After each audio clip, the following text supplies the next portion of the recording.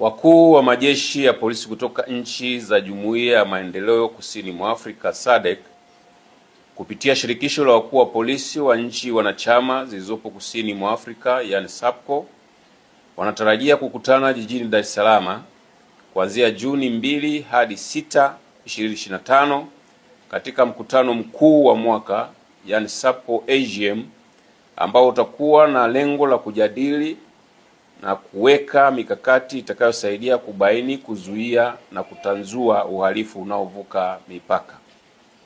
Mkutano huu ambao utakuwa chini ya uwenyekiti wa mkuu wa Jeshi la Polisi Tanzania IGP Camillus Wambura utatanguliwa na mikutano mbalimbali ikiwemo wa wakurugenzi wa upelelezi wa makosa ya jinai yani DCIs na wataalamu mbalimbali wa masuala ya kiusalama technical teams kutoka nchi za SADC. Aidha, mkutano huo utajadili na kuweka mikakati ya kukabiliana na uhalifu wa kupangwa na unaovuka mipaka kwa kubadilishana taarifa na kufanya operation za pamoja za kukamata wanaojihusisha na makosa mbalimbali kama vile usafirishaji na matumizi ya dawa za kulevya, wizi wa magari, usafirishaji haramu wa binadamu, ugaidi na utakatishaji wa fedha haramu.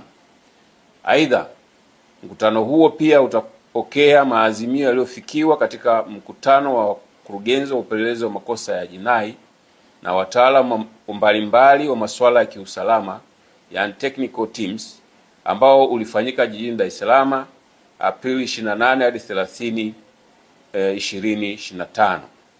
Pia katika mkutano huo mwenyekiti wa sasa wa SAPCO ambaye ni mkuu wa Jeshi la Polisi nchini IGP Camillus Wambura anatarajia kukabidhi uwenyekiti kwa mkuu wa Jeshi la Polisi la nchi ya Malawi Mrs. Marilyn Yolam baada ya kumaliza uongozi wake wa kipindi cha mwaka mmoja katika shirikisho hilo.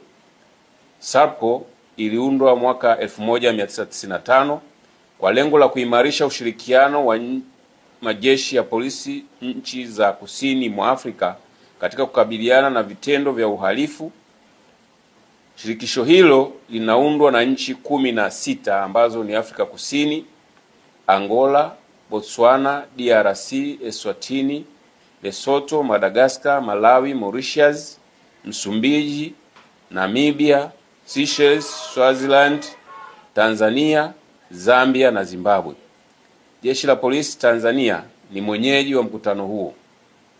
Linawaomba wananchi kuendelea kuimarisha amani na usalama sambamba na kushirikiana katika kutoa taarifa za uhalifu na wahalifu ili kuendelea kuiweka nchi yetu salama.